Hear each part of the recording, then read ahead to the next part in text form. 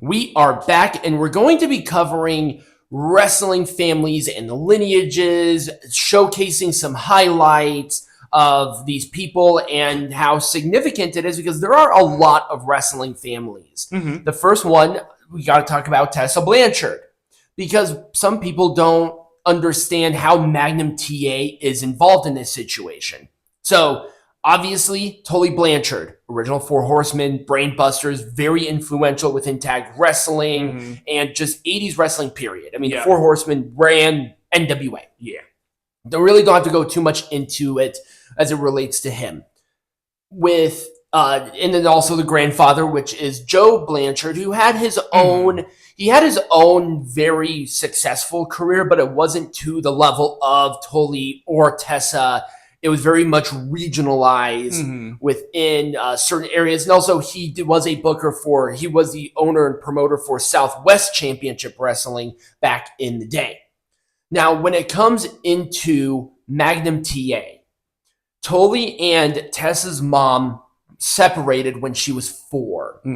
And Tessa's mom married Magnum TA. So not by blood necessarily, but by stepfather. Right. So Magnum TA is Tessa's stepfather. Now, Magnum TA, I will say, is one of the biggest what ifs in wrestling because he started his career in 1981 and he had to retire because of a major car accident in 1986.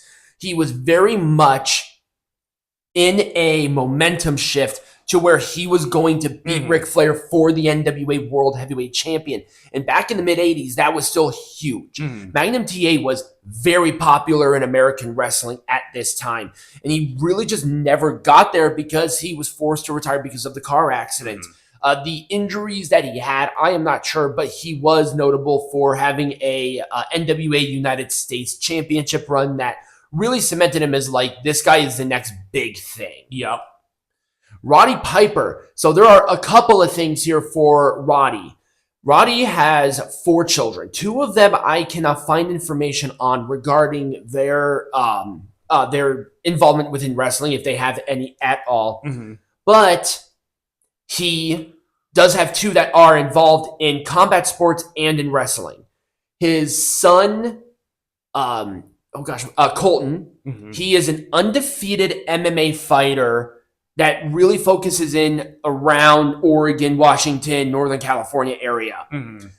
His daughter, Teal Piper, worked with very early AEW, and she's still doing indies right now, and she was trained partially by Tessa Blanchard, which I thought was kind of cool. The Guerreros. I don't think people realize how extensive this family goes. You know a lot of Guerreros. Yes, so Gory Guerrero, major wrestler. But he married a sister of another fairly notable Mexican wrestler that was more regionalized. Like, Gory was very influential outside of, this zeitgeist. But he had 6 children with her. The 4 boys all became wrestlers. Was it 6 or was it 5? Let's see. Chavo Sr., Mondo, Hector, Eddie. Okay, yes, 4. Yep. But he also had 2 daughters, Linda and Maria. There is not a lot of information regarding Linda or Maria, so I am not sure if they are involved in wrestling at all. Mondo, Hector did not have children to my research, but both Chavo Sr. and Eddie had children that went into wrestling. Eddie had Shaul Guerrero, who wrestled for NXT briefly. She still does stuff, independently. She wrestled notably in AEW, and she did some stuff with Women of Wrestling, and she married Matthew Raywalt, also known as Aiden English. But then let's talk about, obviously, Chavo, who has been wrestling for himself for decades, with Chavo Sr. as his father. And he was closer in age to Eddie than he was to their. That's why they had more of a brother relationship than a uncle-nephew relationship. And I'm not sure if Chavo... It's kind of like the situation with Roman Reigns and the rest of the bloodline. Right. Roman Reigns is technically, even though they are very similar in age, Roman Reigns is a generation above the Usos and right. Solo. They are cousins. Yes. But it's a generational above, which is very, the whole Anoa'i family is a mess, which is why I decided not to cover it, because that would be a whole video by itself. That would be a whole video into itself. Right. There's so many wrestlers, people married into that bloodline. It's crazy. Yep. But that's sort of where that is. Now, Eddie did have 2 other daughters, one with Vicky, and then he did have an affair with another woman that had a child in 2002. And it's like, well, that's not, that's fairly... So the one with Vicky, that's Shaw, right? Yes, well, no, they had 2. Oh. So Shaw was one of them, and another one, I can't remember the name, but she, to my knowledge, is not involved in wrestling. But Shaw is, though. Yeah, Shaw is, yes. But the other one, Eddie had an affair with somebody, and he fathered a child with her that was born in 2002. Okay. I couldn't find any information regarding, other than the names. Other than the names, I couldn't really find anything outside of that, but that's really the Guerrero bloodline. They're going to continue. Wouldn't be surprised. No. With, Shaw and Matthew. They might have children, I don't know. But then there are other parts of that, too. I'm not sure if Chavo has any kids. I don't know. But that's sort of where we are as it relates to the Guerreros. The Andersons. The Andersons started with Bullet Bob, who wrestled for 5 decades. He started in 1960 in his debut, and his last match was in 2019. He's dead, if I'm not mistaken now. But he had 5. He had 5 sons. All of them. Every single one of them became wrestlers or to the like. We had Scott Armstrong, who was a notable referee in WWE between 2006 and 2022. We had Brad Armstrong, who really wrestled in WCW for many years, worked in Smoky Mountain and NWA, but he really was focused in the 80s, and he passed away in 2012. Steve Armstrong, who worked in the area where his dad did, and Bullet Bob really primarily worked in the Florida, Georgia, Southeastern Territory in there, but he was known as a very strong individual where a lot of people did not want to wrestle Bullet Bob because he was very rough when it came to that. We have Brian Armstrong, who probably is the most successful out of anybody that we're talking about here because he's also known as the Road Dogg. So there's that. And then there's Steve Armstrong, who very much was keen to that area like his dad is, really wrestled primarily in the 90s, didn't really go outside of that. So that's really the Andersons. No children of theirs, to my knowledge, that wrestled as well, but obviously, there's a lot of lineage within there, especially with Road Dogg still being at the top company, even outside of that. And we're also considering like writers and producers and stuff like that here as well. And my final family is the Ortons. There's Bob Orton Sr., who wrestled in NWA Florida, primarily worked in Capital Wrestling Corporation, worked in WWF, and he was a main eventer. He wrestled Bruno Sammartino a couple of times for the title, and he teamed with Buddy Rogers. So kind of in that era of wrestling. We have 3, to my knowledge, or 2, which is Barry Orton, or Barry O, who is the uncle of Randy. He wrestled somewhat in WWF as a journeyman, so basically eating jobs and doing all of that, and really wrestled primarily in the NWA. The thing that Barry Orton is more known for nowadays is that he was one of the original accusers in the Ring Boy scandal. And he was really focused on Terry Garvin, who essentially said, you will get more bookings with WWF if I can suck your cock. And, maybe not as blunt of words, but he wanted it, which is weird as fuck. But it's like, here's a job, but I have to suck it. It's like, you would think it's the other way, but whatever. Whatever your kink is. Bob Orton Jr., obviously Cowboy Bob Orton, had I would say, successful career because he was with WWE for as long as he has been. He was notable for having his managerial area with Randy Orton back in 2005, 2006. And he bled everywhere. He intentionally bladed, pissing off The Undertaker. He was fired in 2006. The reason that's a problem is because he has hepatitis C. Fun stuff. And guess what? Guess the couple of ways that you can get that. And one of them is through blood. Yeah. And Undertaker was not happy because he got pissed off at John Laurinaitis, who knew, and who bladed, which is Bob Orton, who knew. He's like, I'm going to blade in this match and get blood all over Undertaker, and it's fine. Hepatitis C. And the most successful out of all of them is Randy Orton. I don't think I have to go much further. He does not need to have much of an introduction. No.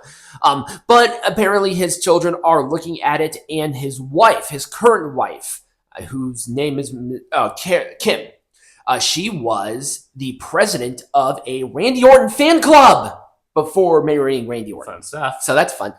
Now, that being said, Peanut Gallery. Yes. We're going to go to your family lineage, starting with the Vachons. Yes. So, they're a Canadian wrestling dynasty. There are a lot of Canadian wrestling dynasties. There are. So the ones that we should reference is Maurice Mad Dog Vachon, who was in the AWA. That's where he found the most success, was in the AWA.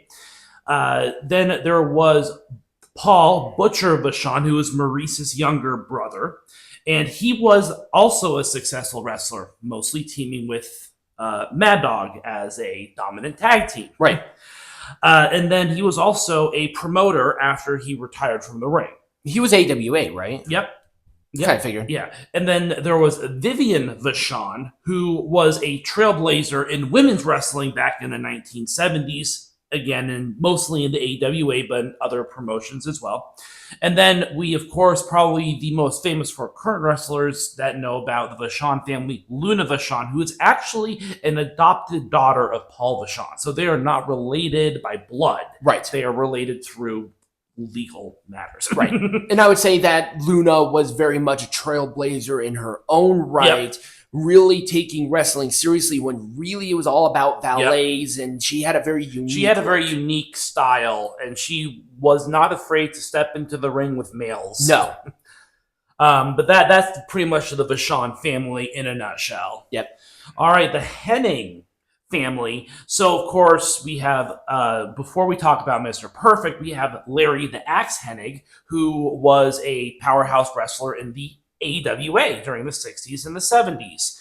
Then his son, of course, Kurt, Mr. Perfect Hennig, who was also in the AWA, but he later went to the WWE, where he became known as Mr. Perfect, and then he later went to WCW. He had a very well-known Intercontinental Championship reign. Yep.